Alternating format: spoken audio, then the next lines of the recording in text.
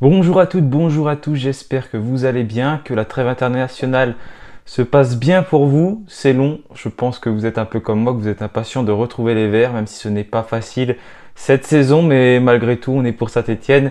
Cette équipe nous manque, on préfère tous, je pense, voir jouer l'AS Saint-Étienne plutôt que les équipes internationales. Quand on est passionné, c'est comme ça, mais ne vous inquiétez pas, ça va bientôt revenir. Les Verts vont bientôt se déplacer à Caen, un match qui va être certainement difficile chez le leader pour l'instant de Ligue 2. Justement, nous allons aborder quelques difficultés de Saint-Étienne parce que je voulais faire une pause un peu dans les vidéos, mais finalement j'y arrive pas. J'ai trop envie de tourner des vidéos. Je voulais qu'on revienne sur les problèmes offensifs de Saint-Étienne. Je pense que ça ne vous a pas échappé depuis le début de la saison. On est très en difficulté dans ce domaine. On a seulement marqué un but dans le jeu en 5 matchs. C'était contre Annecy, un but de Dylan Chambaud. C'est tout le contraire de la saison passée où on était plutôt intéressant, notamment en deuxième partie de saison, mais même en première partie de saison, on était plutôt bon. On va essayer de comprendre pourquoi Saint-Étienne n'y arrive plus. Bien sûr, il y a les départs de Nkunku et Crasso, mais il faut un peu se projeter au-delà parce que il n'y a pas que cette raison-là. On va essayer donc de comprendre tout ça et puis également de parler globalement, on va dire, du chemin pris par la Saint-Étienne, les choix de la direction. Est-ce que tout simplement ce n'était pas les bons choix? Est-ce que les objectifs qui ont été annoncés sont inatteignables? Est-ce qu'ils n'auraient jamais dû annoncer cela de cette façon-là? Voilà, on va s'intéresser à tout ça, on a le temps d'en parler pendant cette trêve. Donc c'est parti pour cette vidéo.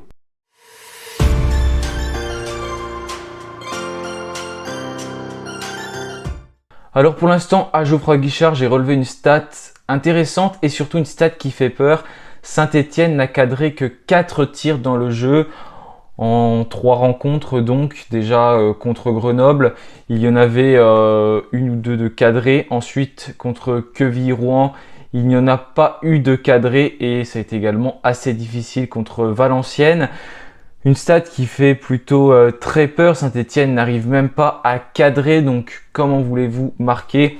Rien qu'en évoquant cette stat-là, et elle est vraiment révélatrice de beaucoup de choses, de ce que l'on voit sur le terrain. Saint-Étienne a vraiment du mal à se projeter dans le camp adverse. C'est quelque chose qui est très difficile. On a vraiment toujours du mal à faire reculer les équipes.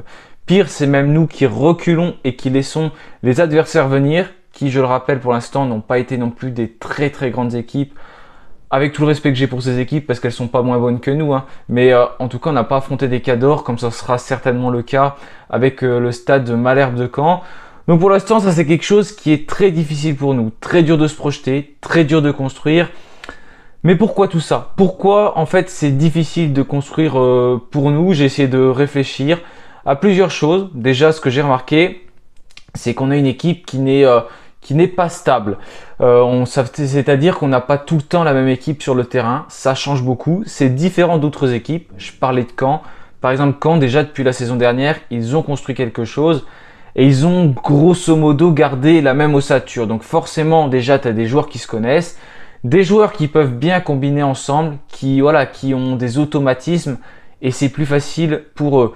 De notre côté, c'est vraiment plus dur. On a eu des départs, j'ai parlé de Crasso, il y a eu également Nkunku. Je parle que du secteur offensif dans cette vidéo. Il y a notamment eu ces deux départs-là qui sont quand même les départs majeurs, les plus importants pour nous. Il y en a eu d'autres comme Lenny Pintor, mais c'était plus des erreurs de casting. Il y a Kader Bamba qui est parti également et qui, malgré tout, je trouvais qu'il était intéressant dans la deuxième partie de saison, notamment lors de ses entrées en jeu. Et ça, c'est des profils aujourd'hui que tu n'as plus, que tu as perdu. On a eu donc ces départs. On a les blessures qui sont assez récurrentes avec Charbonnier qui revient. Mais on a Mathieu Cafaro notamment qui est blessé. Et voilà, c'est pas facile quand on voit qu'il manque des joueurs comme ça. T'as des joueurs qui viennent d'arriver comme Diarra, mais on n'a aucune certitude sur le fait qu'ils pourront faire la saison. Tout comme Charbonnier d'ailleurs. T'es un peu perdu dans ce secteur offensif avec aussi Dylan Chambaud qui était blessé. Et ça, c'est une première explication du problème. Il y a vraiment un gros manque d'automatisme dans le système stéphanois. Et au-delà du système de jeu, parce que j'ai le sentiment qu'il faut changer de système, bien sûr, et ne plus jouer en 3-5-2 comme on est la plupart à penser, ce qui est peut-être une erreur parce que Laurent Batles ne le fait pas. Mais pour l'instant, à l'heure actuelle, en voyant cette équipe, je suis persuadé, en tout cas moi, qu'il faut changer quelque chose, et vous êtes beaucoup aussi à le penser. Mais même si tu changes de système aujourd'hui, tu auras toujours ces joueurs-là qui n'auront pas forcément l'habitude de jouer ensemble, parce que malgré tout, il y a eu du changement, et ça se fait ressentir. Donc déjà, ces joueurs-là doivent apprendre à se connaître. Par exemple, là, j'ai relevé les compositions d'équipe lors de ces 5 premiers matchs de la saison. Donc déjà, contre Grenoble, je parle toujours du secteur offensif. En attaque, on avait notamment sur les côtés Cafaro et Apia. Apia qui avait été titularisé piston gauche. Je rappelle quand même, avec Dylan Chambaud, Ibrahim Awadji et Ibrahim Sissoko. Ce qu'on se rend compte, c'est qu'à chaque fois, ça change. En attaque, c'est jamais la même chose. Après, c'est Apia à droite, Nkunku à gauche, Cafaro, Chambaud, Sissoko. Ensuite, on passe à Diarra à gauche, Apia à droite, Chambaud, Sissoko. Donc déjà, au niveau des pistons, c'est jamais la même chose. Et on a eu également encore quelque chose de différent avec Rivera et Benteg. Donc là, complètement différent lors du dernier match. Et Sissoko et Charbonnier devant. Voilà, déjà, quand tu vois ça, tu sens qu'il y a un gros manque d'automatisme. Les joueurs là ne peuvent pas apprendre à se connaître. Il y a un certain bricolage qui est instauré à chaque fois. Et forcément, c'est très difficile. Les joueurs ne jouent pas forcément à leur poste.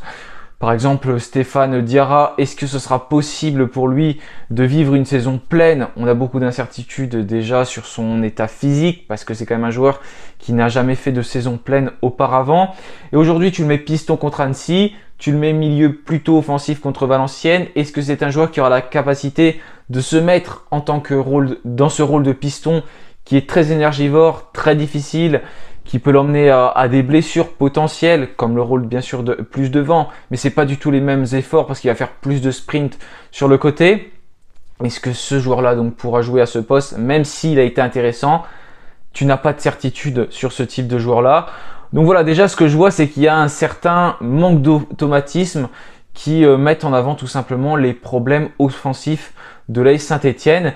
Et puis d'un autre côté, tu as peut-être aussi un manque de talent. Voilà, on peut le dire aussi, c'est pas péjoratif envers les joueurs du tout, mais c'est peut-être des joueurs qui sont aussi en difficulté, des joueurs qui doivent apprendre et qui sont peut-être limités aussi. Voilà, certaines fois, c'est pas facile pour tout le monde non plus.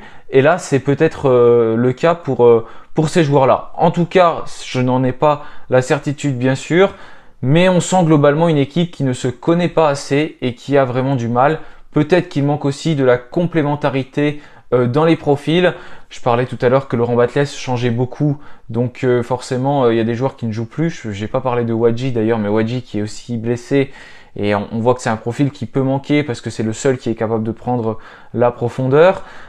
Et il n'est pas complémentaire avec un Ibrahim Sissoko ou avec un Gaëtan Charbonnier. Devant, on n'a pas vraiment le profil que l'on souhaite et qui est dans les besoins de Saint-Etienne. C'est mon ressenti personnel, en tout cas de ce côté-là. Donc il y a du bricolage de fait avec le placement de Diarra, avec Maxence Rivera également qui est décalé en tant que piston. Mais ça c'est une bonne nouvelle pour nous parce qu'il a été très bon contre Valenciennes. Mais c'est des paris qui sont tentés alors que c'est des joueurs forcément que Batles ne comptait pas dessus avant. Ça on l'a bien vu l'année dernière notamment. C'était pas les joueurs qu'il allait mettre directement titulaire. Après, ce que je remarque aussi, c'est que dans cette équipe, je vois pas un joueur qui est vraiment capable de prendre ses responsabilités, de remonter le ballon. Ils jouent trop dans leur confort, trop derrière, trop facile, sans essayer de casser de ligne. Il n'y a pas un joueur qui est capable de mettre de l'énergie, de remotiver les troupes dans ce secteur offensif. Il y a Gauthier Larsonneur, mais il est derrière. C'est pas quelqu'un qui va être capable de prendre ses responsabilités, de prendre le ballon et de partir. Il y a Benjamin Bouchouari, mais c'est pas quelqu'un qui va forcément crier sur le terrain, mais je veux dire, c'est quelqu'un qui va quand même remonter le ballon, mais vraiment d'un point de vue plus offensif, il n'y a pas ce joueur qui est capable de faire ça. C'est pour ça que je dis depuis longtemps déjà que je veux voir Benjamin Bouchouari plus haut sur le terrain, notamment poste de numéro 10. Ça pourrait mieux lui convenir, il est très bon dans le poste où il est, mais ça pourrait mieux convenir surtout à notre équipe, en tout cas pour aller plus de l'avant. Donc voilà, globalement pour cette première partie au niveau des joueurs, au niveau donc de la complémentarité et des automatismes qui ne sont pas trouvés, peut-être du talent qui n'est pas présent pour l'instant dans cette équipe. Maintenant, je voudrais quand même aborder le sujet de la direction parce que il y a des choses qui ont été annoncées, notamment ce projet de montée en Ligue 1 et cette place de favori occupée par les Saint-Etienne parce que oui, ça a été dit. Et aujourd'hui, Saint-Etienne se retrouve quand même en difficulté et en difficulté offensive parce que c'est l'objet de cette vidéo.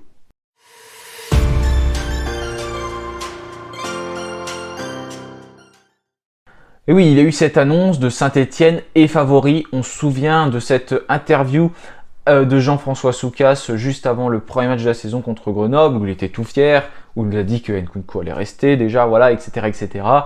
Oui, on est favori, on veut monter, voilà. Il a annoncé les choses. J'ai toujours dit qu'il faut l'annoncer parce que il faut, voilà, quand on a les objectifs, il faut les annoncer. Mais ce qui n'a pas pris de haut les équipes comme ça, déjà de la façon dont il l'a dit, bon, ça je suis pas forcément d'accord pour le dire comme ça, parce qu'il était fier quand même de lui avec le grand sourire, etc., etc. Mais derrière, on a quand même perdu Nkunku, on a perdu Crasso, donc deux joueurs majeurs du dispositif qui n'ont pas forcément été remplacés. C'est Sissoko qui remplace Crasso et celui qui remplace Nkunku, c'est Mahmoud Benteg, joueur sur lequel on n'a aucune certitude, qui a de l'envie, ça on l'a vu, mais l'envie ne fait pas tout.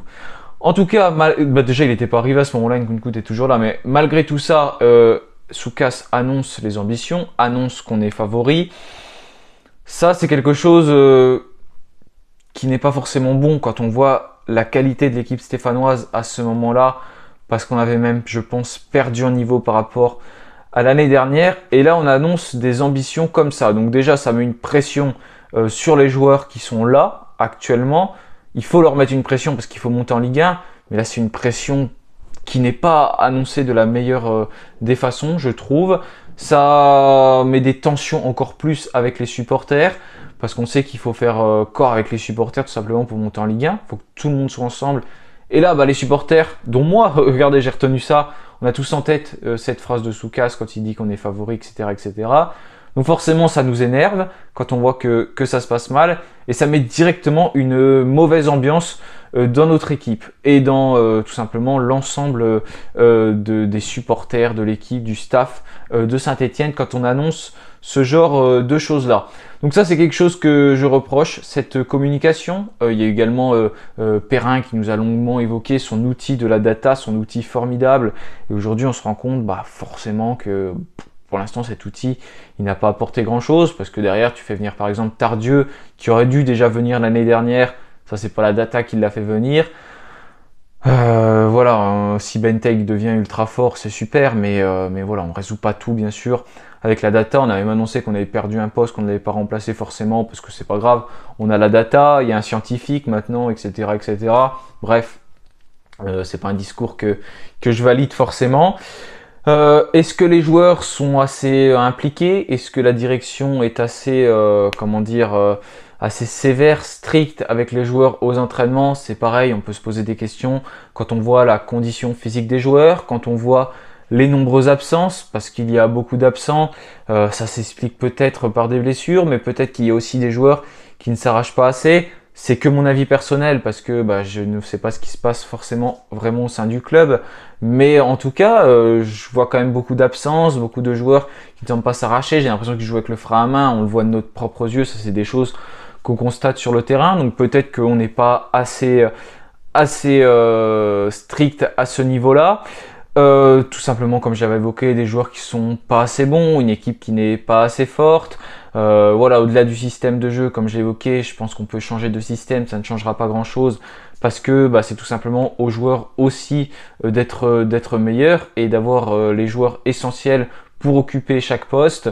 Je parlais notamment que Apia, j'aimais pas le casser sur ce qu'il faisait sur le côté droit parce que c'est pas un piston, c'est quelqu'un qui a plus l'habitude de jouer dans l'axe droit. Mais en attendant, on se rend compte qu'on est obligé de faire du bricolage, on n'a pas les joueurs assez bons. Donc là, ça vient peut-être à la direction, à la cellule de recrutement, cette faute-là aussi, puisqu'on n'a pas recruté les bons joueurs aux hauteurs de l'ambition. Donc voilà, il faut que Saint-Étienne se réveille, tout simplement, arrive à se créer des occasions, arrive à plus aller dans le camp adverse, parce qu'on est une des équipes, je pense, qui réussit le moins de passes dans le camp adverse, qui fait le moins de passes vers l'avant. Les pistons n'emmènent plus ce qu'il fallait, comme l'année dernière, où notamment Nkunku et Cafaro emmenaient beaucoup de centres sur les côtés, et tu avais un Jean-Philippe Crasso qui était excellent pour conserver les ballons. C'était un joueur qui avait aussi tendance à m'agacer, mais néanmoins dans ce système, il avait une présence vraiment importante, et aujourd'hui on n'a plus ce style de joueur-là. On voit qu'on a des lacunes, ça c'est une évidence. Des lacunes qu'il va falloir corriger, mais ça va pas être facile parce qu'on n'a pas forcément les bons profils. Bref, il va falloir de toute façon se réveiller, travailler devant le but, réussir à marquer aussi sur les coups de pied arrêtés parce que ça peut être une arme et pour l'instant on voit qu'on n'est vraiment pas efficace, on ne sait pas les tirer, on ne sait pas les reprendre et ce serait quelque chose qui serait vraiment important pour nous. Voilà, en tout cas merci à tous d'avoir suivi cette vidéo. La prochaine, ce sera l'avant-match entre Caen et Saint-Étienne, la 6e journée de Ligue 2, donc ce sera du côté de Caen ce match. C'est la canicule, donc prenez soin de vous, restez au frais pendant au moins encore 2-3 jours. Je sais pas quand on va sortir la vidéo, on est vendredi, je pense qu'elle va sortir samedi ou dimanche. En attendant, bah moi je vous dis à la prochaine. N'oubliez pas de vous abonner si vous n'êtes pas encore. Encore merci pour votre soutien et toutes les questions qui ont été posées sur la foire aux questions. J'ai beaucoup aimé tourner cette vidéo, je trouve que c'est important aussi et intéressant de pouvoir parler tous ensemble de diverses choses dans une vidéo et que vous appreniez à mieux me connaître aussi. Pour tout simplement que vous regardez les vidéos et que vous sachiez plus qui je suis. C'est quelque chose qui est quand même assez intéressant. Voilà, merci à tous. Je vous souhaite un bon week-end, une bonne soirée et bien sûr, comme d'habitude, allez les Verts. Salut à tous.